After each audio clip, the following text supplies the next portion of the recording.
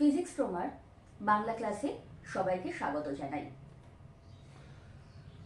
আজ আমাদের বাংলা ব্যাকরণ ক্লাস সপ্তম শ্রেণীর।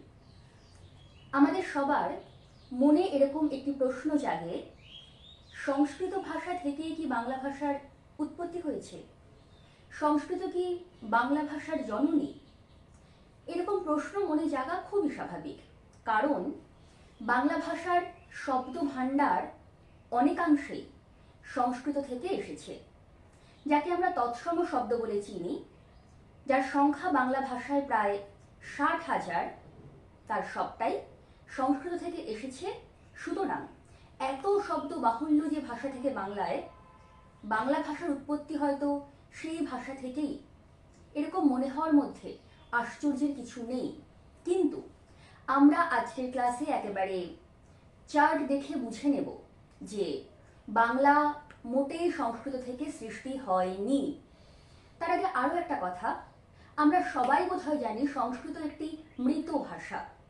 মৃত ভাষা মানে যে ভাষার আর কোনো বৃদ্ধি হয় না। বৃদ্ধি বলতে ভাষার শব্দ ভাণ্ডারের বৃদ্ধি হয় না। সুতরাং যে ভাষা নিজেই মৃত, যে ভাষা নিজেই মৃত, সে কি করে অন্য কোনো ভাষাকে সৃষ্টি করবে? তাই জন্য সংস্কৃত মোটেই বাংলা ভাষার জননী নয়। এখানে আরও একটা কথা, সংস্কৃত কিন্তু কোনো ভাষা নয়। পাণিনি বৈদিক ভাষাকে সংস্কার করে তার ব্যাকরণের নিয়মকানুন বেঁধে দিয়ে যে রূপ দিয়েছিলেন, তাকে বলে সংস্কৃত। তাই জন্য সংস্কৃত থেকে বাংলা ভাষার সৃষ্টি হয়নি। সংস্কৃত মোটেই বাংলা ভাষার জননী নয়। এবার বাকি আলোচনার আগে আমরা বাংলা ভাষার জন্ম ইতিহাস দেখে নেব। আমাদের বাংলা ভাষা খুব একটা প্রাচীন ভাষা নয়। বাংলা ভাষার জন্ম 900 বা 1000 খ্রিস্টাব্দে। তারপর বহু বিবর্তনের মাধ্যমে প্রাচীন বাংলা থেকে আজকের এই নব্য বাংলায় বাংলা ভাষা এসেছে। কিন্তু মাত্র 1000 বছরেই কি বাংলা এই রূপ পরিগ্রহ করলো? না, বাংলা ভাষার জন্মের সূচনা হয়েছিল আজ থেকে বহু বহু বছর আগে। সেই 3500 বছর আগের যখন আর্যরা পশ্চিম এশিয়ার উড়াল পর্বতের পাদদেশ থেকে বাংলায় এসেছিল, ভারত হয়ে বাংলায় আসছে, সেই সময় থেকে। আর্যরা সরাসরি অবশ্যই বাংলায় আসেনি, তাদের হাত ধরে এসেছিল ইন্দো ইউরোপীয় ভাষা। সেই তখন বাংলা ভাষার যাত্রাপথ শুরু হয়েছিল। আমরা এই ফ্লো চার্ট এখানে দেখতে পাচ্ছি ইন্দো ইউরোপীয়। আমরা একটু আগেই বললাম ইন্দো ইউরোপীয় ভাষা নামের মধ্যে স্পষ্ট, ইন্দো এবং ইউরোপীয়। সেই উড়াল পর্বতের পাদদেশ থেকে আর্যরা প্রথম এলো ভারতের পশ্চিম প্রান্তে, এবং তারপর তারা ক্রমশ ভারতে প্রবেশ করলো। ইন্দো ইউরোপীয়র দুটো ভাগ, কেন্তুম এবং শতম। এই শতম শ্রেণী থেকে ইন্দো ইরানীয়, বাল্টোস্লাভিক, আলবানীয়, আর্মানীয়, এই বাকি সব ভাগ আমরা ছেড়ে দিচ্ছি।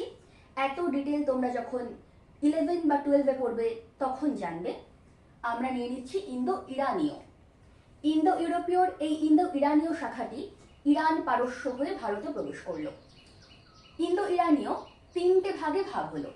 প্রথমে ইরানীয়, তারপর দরদীয় বা দারদীয়, তারপর ভারতীয় আর্য। এই ভারতীয় আর্যকে আমরা প্রাচীন ভারতীয় আর্যও বলে থাকি। প্রাচীন ভারতীয় আর্য 2টি ভাগে ভাগ হলো, বৈদিক কথিত ভাষা বা কথ্য ভাষা আর বৈদিক সাহিত্যিক ভাষা। এই বৈদিক সাহিত্যিক ভাষায় বেদ লেখা হয়েছিল, অর্থাৎ সংস্কৃত ভাষা বলে আমরা যাকে চিনি তার পূর্বজ হচ্ছে এই বৈদিক সাহিত্যিক ভাষা।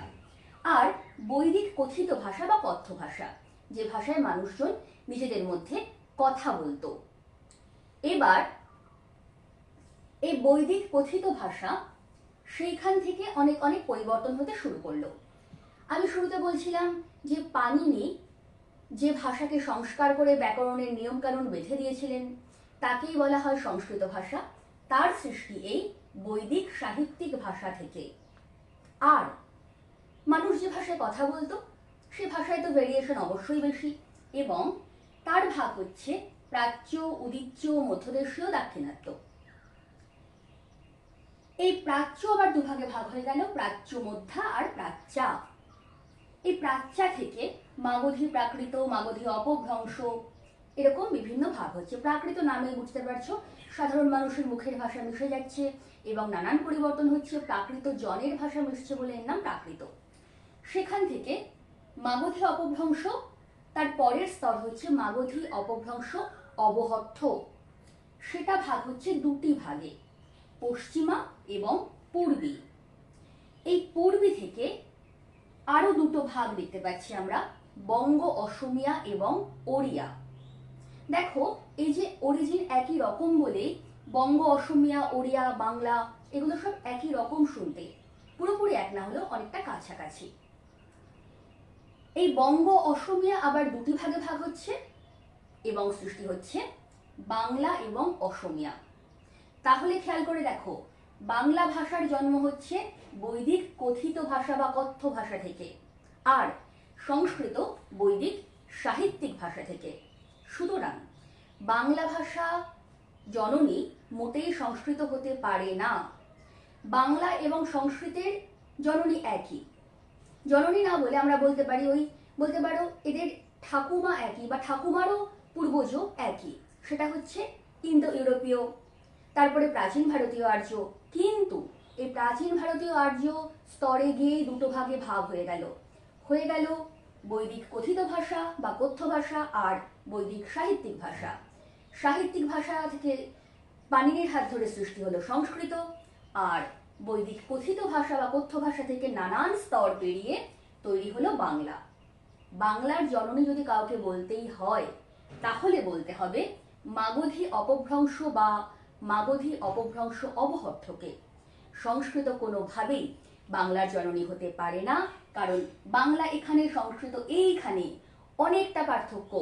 পূর্বপুরুষ বলতে পারি, পূর্বজ বলতে পারি, জননী অর্থাৎ মা কখনো নয়। তাহলে আমরা এভাবেই একেবারে ছকের মাধ্যমে বুঝে নিলাম সংস্কৃত বাংলা ভাষার জননী কিনা। তোমাদের ব্যাকরণের প্রথম চ্যাপ্টারে তোমাদের এই জিনিসটা পড়তে হয় এবং এই প্রশ্নটা খুবই কমন একটি প্রশ্ন, সংস্কৃত থেকে বাংলা ভাষার উৎপত্তি হয়েছে কিনা তা লেখো, বা সংস্কৃত বাংলা ভাষার জননী কিনা সেই সম্বন্ধে তোমার মত লিখো। তুমি হ্যাঁ বা না উত্তর দেবে, অবশ্যই উত্তর না হবে। তারপর এরকম চার্টের মাধ্যমে বিষয়টা বোঝালে উত্তরটা একেবারে যথাযথ হবে। তোমরা এই চার্টটার একটা স্ক্রিনশট নিয়ে রাখতে পারো, তাহলে তোমাদের উত্তরটা লিখতে খুব সুবিধা হবে।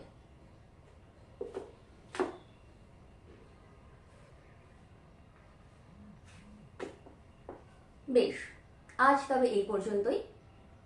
দেখা হবে পরবর্তী কোনো ক্লাসে।